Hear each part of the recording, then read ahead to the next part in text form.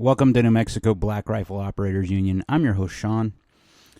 I've been trying to figure out what I was going to do for stories on New Mexico Black Rifle Operators Union, and just because I'm trying to keep it a little lighter because of the political season. A lot of people are covering enough politics already. The issues you should be watching for, you pretty much know which candidate is going to align with your 2A views right now. If you don't, you need to go look at what Kamala Harris and Tim Walz have said in the past. One of them is kind of a big fan of China's government and how they are authoritarian and can do stuff. So I'm not going to get too much into that weeds. I was watching Trump's thing on X, or watching Tim Pool's coverage on X, the event that Trump and Musk are doing, and it's pretty much just the same stuff that you always get from Trump's campaign. He has a lot of points. He's pretty much won me over. Just to get back to the politics there, I can say that it doesn't make a lot of difference. I think that what we really need to worry about is more down ballot, especially with the issues that are, even hitting my small town. A week ago, I found out, because it's been kind of, it's kind of scary, first off, that this is, less than a block away from my house, about what I'm about to say. About a week ago, there was a shooting at a little strip mall here where 30 rounds were fired off. And no one seems to know who it is, who did it. They don't have very little information. And I would think for something as very central to my little town that the strip mall is, because it's in a central location, that you would have enough cameras there to know what's going on. One, not that I'm a huge fan of cameras, but that they would be able to find cameras from businesses to see, who are trying to stop theft, who could see who possibly did this. But it shows me the lack of care that our actual law enforcement here locally is starting to have, because this seems to be like a daily occurrence now in my little town. There's been multiple shootings here in Farmington in the last month or two. Some of them have resulted in injury. Some of them have been just, idiots with guns shooting at things or brandishing guns. But the point I'm getting to is that society seems to be rocket sledding to hell. And a lot of this is because of complacency. There's a lot of people, and I've harped on this before, but I'll continue to harp on it. The Christian evangelical voters are kind of the worst for voter turnout. Because they know ultimately this is outside of their control, meaning they believe I'm one of those type of people, but I do get out and vote. That this is all God's plan one way or another. Now, I understand giving that up to a higher power, but at the same time, we're supposed to be doing our part as Americans, as people here on Earth right now. Not to love the earth or love the world, but to exist in the now that we have to. And that means you're going to have to vote and, kind of steer that paddle or steer that canoe so that you're not headed towards a cliff. As far as the 2A good stuff that's going on, and the courts were winning, even in very liberal courts.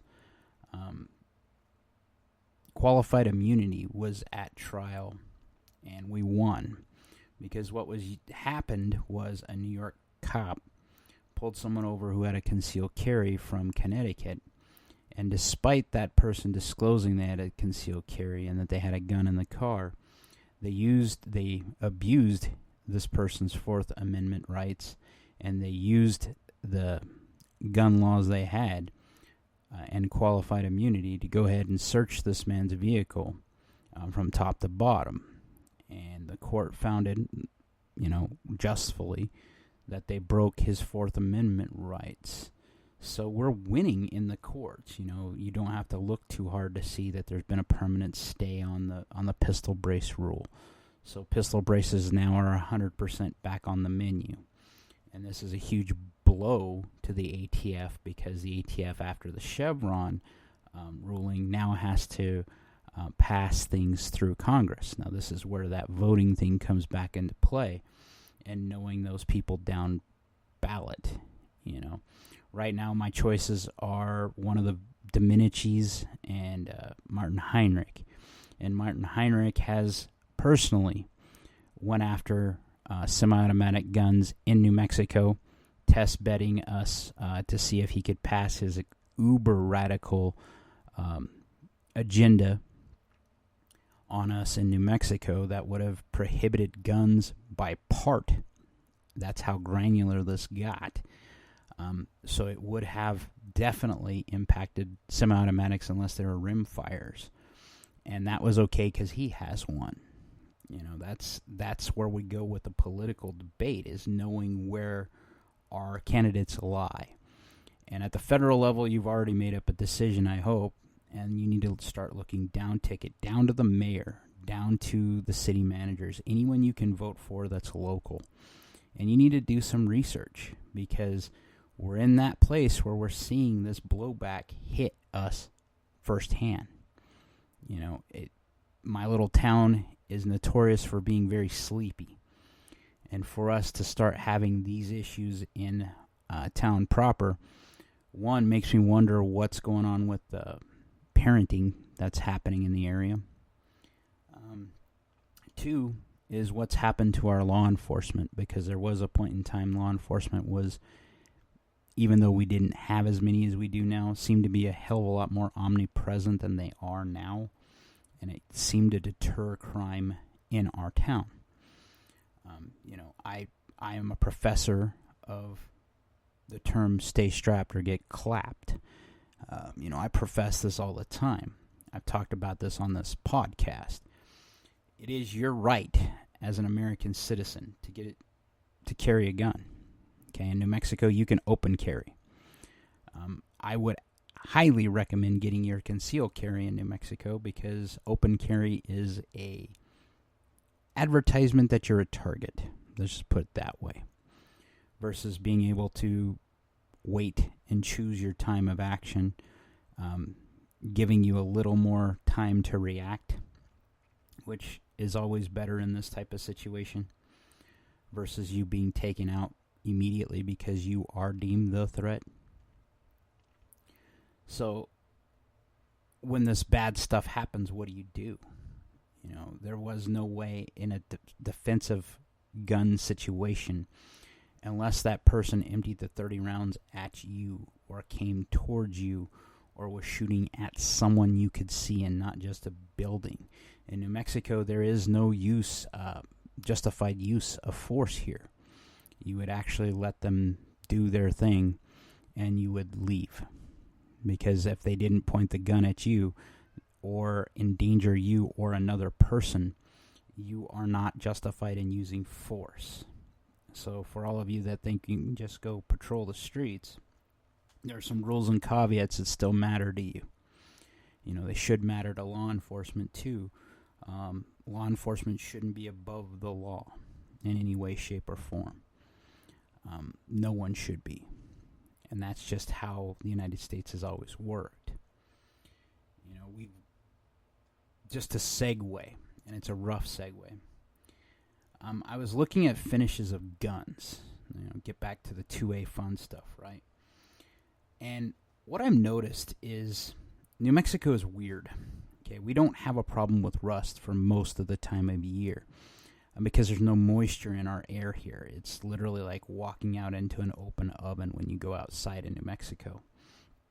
But we have this peculiar thing here that most of our air conditioners are swamp coolers. So they use water to keep our houses cold with giant fans. Basically, that's what a swamp cooler is. And in doing so, you're injecting moisture into your home, which does cause problems for finish of guns. So I highly recommend that you get on a schedule. You should already have a maintenance schedule for your firearms. But on a schedule, if you have a swamp cooler, or you're in one of those parts of the world that it actually has moisture year-round, and, clean your guns, oil them, make sure they have the protectant needed to keep the finish going.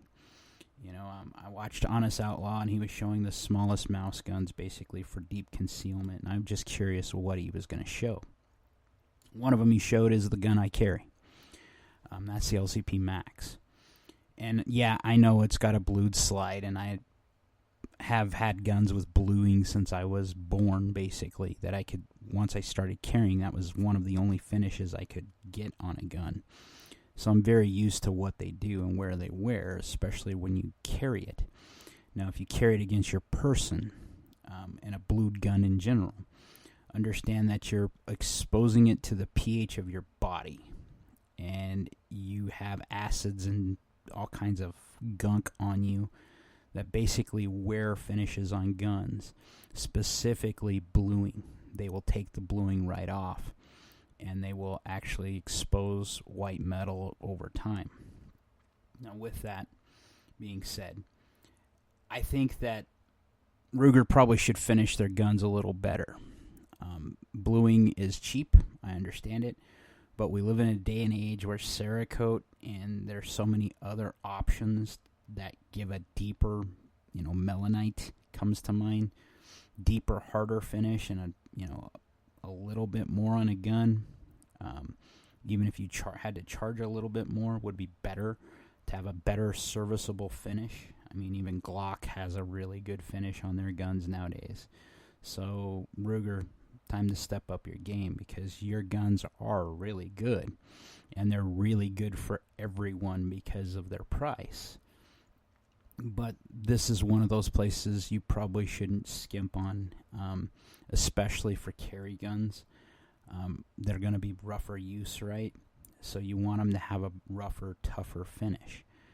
I think in every way, the LCP Max, and this is my own opinion, it's been 100% reliable.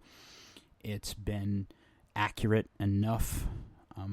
When I say accurate enough, hitting a 4-inch disc at 25 yards is pretty reliable for me to hit that with that gun. It's also pretty reliable in that I have had 0 malfunctions, and I'm close to 1,000 rounds on it now for ranging, going out range and testing it, because I train with my concealed carries, because if I'm going to carry, I've given this song and dance so many times, I want to be ready to use the gun as it's intended and not hurt anyone else. So I even take my little 380 out, and I run rounds through it. And I can tell you I've not had a malfunction yet. And I don't know if it's 1,000 or just a little under. It's somewhere in there, since I've reliably been able to afford ammunition again to go out and run it. I've had no malfunctions unless I induce them. So in training, I do that because it's part of, clearing drills are kind of a thing you need to be good at, especially if you don't service your guns as often as you need to, or you should. You want to be able to know that if a malfunction happens, what to do, So in doing that, that's part of my training regimen. So is touching a trigger. Even if I don't make it to the range, I touch a trigger at least once a day.